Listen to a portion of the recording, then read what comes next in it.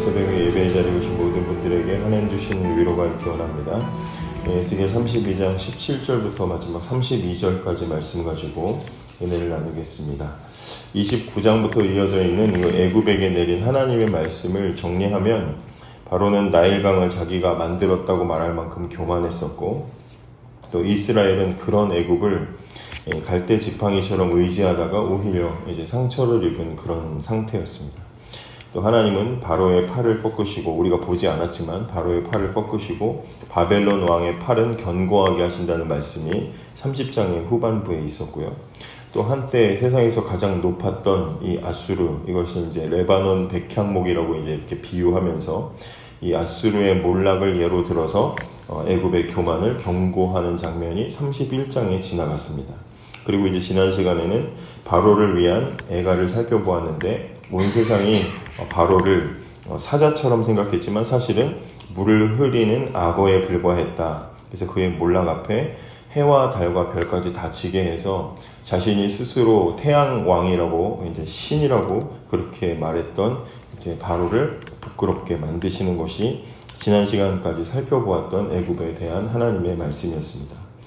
오늘은 이제 이 25장부터 시작됐던 이 열국에 대한 심판의 메시지의 마지막 부분인데, 그 모든 멸망한, 하나님이 심판하신 모든 나라들이 이제 스올이라는 그 죽음의 공간에 이제 있는 이야기를 하고 있습니다. 말씀 보시기 전에 스올이라는 말이 나오는데, 이 스올이라는 것은 신약에서의 그 지옥, 게헨나라고 하는, 신약에서 말하는 그 지옥과는 다른 개념입니다. 신약에서 말할 때는 최후의 심판, 또 그때 악인들이 형벌을 받는 장소가 이제 정확한 장소의 개념으로 지옥이 되어 있습니다. 그래서 지옥은 장소로 표현이 되어 있는데, 이 구약 시대는 죽음 이후에 대한 계시가 아직 온전하게 드러나지 않은 상태에서 구약 성도들의 가지고 있는 그 계시와 지식 수준을 가지고 이제 생각한 부분들이 있기 때문에 이제 좀 더 의인과 악인이 죽었을 때의 어떤 상태, 이런 이제 개념을 가지고 있습니다. 그래서 아직은 의인과 악인이 죽어서 어떻게 되는지, 뭐 상급이 있고 형벌이 있고 이런 부분들에 대해서 아직은 구체적으로 잘 모르는 상태에 가지고 있었던 것이 스올에 떨어지는구나, 이제 그렇게 생각하는 것이죠. 그래서 스올을 지옥과 동일하게 이렇게 생각하기보다는 구약의 성도들이 가지고 있을 때 죽은 자들이 가는 어떤 그런 상태를 이제 이해하는 것이 이제 정확한데, 그렇게 하다 보면 어떤 오해가 생기냐면, 이제 로마 카톨릭에서 말하는 어떤 연옥이라는 개념이 있지 않습니까? 죽은 이후에 이제 남은 죄를 씻어내는 중간 장소를 로마 카톨릭은, 천주교는 가지고 있다고 생각을 하죠. 그 연옥이라는 개념들을 가지고 있는데, 우리 개혁주의 신학에서는 이제 그런 어떤 죽음 이후에 중간 장소를 인정하지 않습니다. 그런 이야기도 성경에 없고 인정하지 않기 때문에, 이제 오늘 본문에서 말하는 스올로 내려간다라고 말하는 이 개념은 죽음의 상태, 뭐 어떤 무덤, 이런 것을 이제 가리키는 표현이라고 우리가 이해를 하면 될 것 같고, 하고 싶은 이야기가 뭐냐면, 세상에 그냥 호령하던, 두렵게 하던 이 왕과 이 나라들도 결국에는 그 힘과 자랑을 했던 그 모든 것들이 다 꺾여서 하나님 앞에서는 결국에는 그 죽음의 장소에 갈 수밖에 없다, 이제 이걸 말하는 것이죠. 하나님 앞에서는 어떤 강한 권세도 무력할 수밖에 없다, 이걸 말해주는 장소, 이제 어떤 그 개념이 스올이라고 되어 있습니다. 하나님께서는 에스겔에게 다시 한번 애가를 부르게 하시죠. 18절에 보시면, 인자야, 애굽의 무리를 위하여 슬피 울고 그와 유명한 나라의 여자들을 구덩이에 내려가는 자와 함께 지하에 던지며. 유명한 나라의 여자들이라는 것은 진짜 여자를 말하는 게 아니라 애굽에 의존했던 나라들, 그러니까 애굽에 의존해서 바벨론에게 저항을 하려고 했던 그 나라들을 이제 비유하는 겁니다. 그래서 같이 바벨론에게 저항했다가 몰락하는 나라들을 유명한 나라의 여자들, 이제 이렇게 표현을 하는 것입니다. 그들은 애굽과 함께 몰락하게 되는 것이죠. 그리고 애굽에게 이렇게 말합니다. 이르라, 너의 아름다움이 어떤 사람들보다 뛰어나도다. 너는 내려가서 할례를 받지 아니한 자와 함께 누울지어다, 이렇게 되어 있습니다. 애굽이 이전까지 누렸던 그 영화로움은 뭐 말로 할 수가 없죠. 어떤 인류 문명의 최초 발상지이기도 하고, 피라미드, 신전, 나일강, 뭐 여러 가지 풍요들과 또 아름다움과 문명이 오래됐던 어떤 자부심과, 그래서 애굽처럼 이렇게 전통적으로 화려한 나라가 흔치가 않습니다. 그런데 그 뛰어남도 결국에는 그 종착역이 어디냐? 스올로 내려간다. 이 얘기를 하는 것이죠. 용사 중에 강한 용사들이 그 스올에서, 애굽이 이제 스올에 이렇게 내려가면 그 스올에서 그를 맞으면서 21절에 보니까 용사 가운데 강한 자가 그를 돕는 자와 함께 스올 가운데서 그에게 말하며 할례를 받지 아니한 자 곧 칼에 죽임을 당한 자들이 내려와서 가만히 누웠다 하리로다. 여기에 비슷하게 할례 받지 못한 칼 의지하고 살았던 사람들이 많습니다. 이제 이렇게 말한다는 것이죠.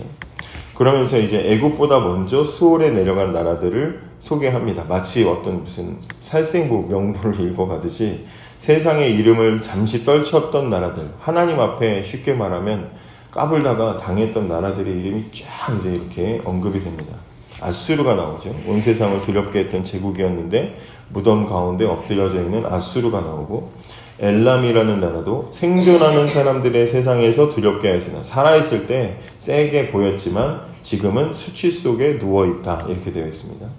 메색과 두발이라는 나라도 무기를 가지고 스올에 내려가서 자기 칼을 베개로 삼았다. 이렇게 말합니다. 자기 칼을 베개로 삼은 용사들이다. 용사면 뭐하고 있어야 됩니까? 무서운 칼을 들고 위험을 떨치고 있어야 되겠죠. 근데 지금 그 용사들이 누워 있습니다. 근데 뭐 하고 누워 있냐면 칼을 베개로 하고 누워 있습니다. 칼은 베개의 용도가 아니죠.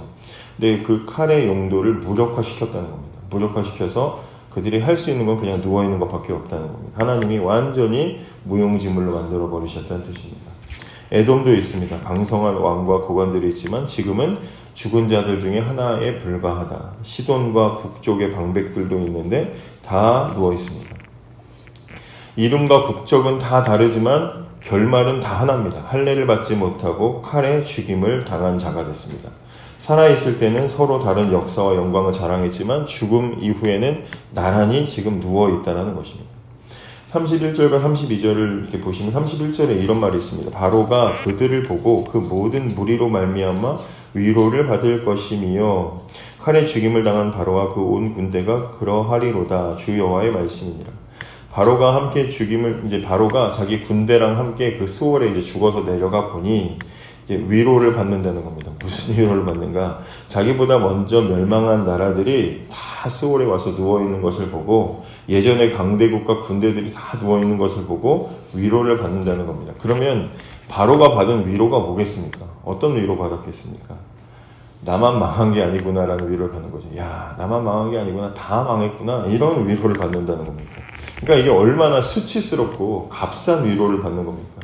얼마나 처량한 위로겠습니까? 막 세상에 살아있을 때는 신으로 군림을 하던 인생인데, 근데 죽음 그 수월에 내려가서는 야, 나만 망한 게 아니구나, 그나마 다행이다 라고 생각하는 정도의 처절하고 끔찍한 결과를 보여준다라고 이야기하는 것이죠. 세상에 아무리 자기 힘 자랑하고 자기 능력 자랑해도 하나님 앞에서 맞선 자들은 그 마지막은 이렇게 처량한 결말로 끝난다라고 성경이 우리에게 분명하게 말해주고 있는 것입니다. 25장부터 시작됐던 하나님의 심판을 받은 8개의 나라는 다 스올이라는 한 자리에 모였습니다. 성경은 하나님은 정말 너무나도 정확하게, 너무나도 치밀하게 하나님은 하나하나 다 가지치기를 하셔서 정확하게 심판을 하고 계신다는 것을 보게 됩니다. 각기 다른 죄가 있고 다른 사연이 있었지만 결국에는 같은 곳에서 만나게 된다고 성경이 말하고 있습니다. 아무리 강해도 하나님을 떠난 채 쌓아 올렸던 모든 영광은 무덤 앞에서는 아무런 힘도 되어주지 못한다. 결국에 그들이 느낄 수 있는 단 하나의 위로는 뭐 세상 사람들이 말하는 대로 지옥길 혼자 안 가고 동행자가 있어서 뭐 심심하지 않다, 뭐 그런 정도의 위로밖에는 받을 것이 없다라는 것입니다. 여러분, 사람이 만든 사람 안에서 주는 그 힘과 권력이 아무것도 아니라는 것을 우리가 또 다시 한번 말씀을 통해서 깨닫게 되는 것입니다. 오늘 25장부터 여기까지 이제 이 모든 하나님의 그 열국에 대한 심판의 이야기가 나와 있었는데, 크고 작은 8나라들의 심판을 우리가 지금까지 쭉 살펴봤습니다. 여러 나라들이 있었습니다. 조롱한 나라도 있고 무시한 나라도 있고 원한을 품었던 나라도 있고 교만해서 자부심을 품고 취했던 그런 나라들도 있는데 그 결말은 다 똑같다고 성경이 우리에게 말해주고 있습니다. 그렇기 때문에 이 오랜 심판의 메시지 속에서 우리가 붙잡아야 할 결론은 계속 반복되지만 하나밖에 없습니다. 어떠한 것도 하나님 없이는 아무 쓸모가 없다라는 것입니다. 그렇기 때문에 오늘 본문이 저와 여러분에게 주는 교훈은 너무나도 분명합니다. 세상의 힘을 의지하지 말라라는 것입니다. 사람에게 인정받고 남보다 높아지는 게 우리 인생의 목적이 아니라 중요한 것은 하나님 앞에 어떻게 살아가는가, 이것이 우리에게 중요하다는 것입니다. 또한 감사할 수 있는 것은 이 세상에 하나님께 대적했던 모든 나라들의 그 결말, 그들의 죽음은 절망과 비참함으로 끝나는데 저와 여러분 우리 신자들에게 있어서의 죽음은 제가 지난 주일도 우리의 인생은 성화의 인생이라고 말씀을 드렸던 것처럼 저와 여러분 우리 성도들의 죽음은 영광스러운 영화로운 존재가 되어서 하나님 나라로 들어가는 완전히 새로운 개념이 되는 것입니다. 그래서 우리의 죽음은 절망의 자리가 아니라 새로운 소망의 시작이고 새로운 삶의 시작이라는 그런 희망과 그런 기쁨, 그것을 주신 그 하나님께 감사하면서 오늘도 하나님 앞에 겸손히 살아가며 부활의 신앙으로 흔들리지 않는 저와 여러분이 되기를 주님의 이름으로 축복합니다. 기도하겠습니다.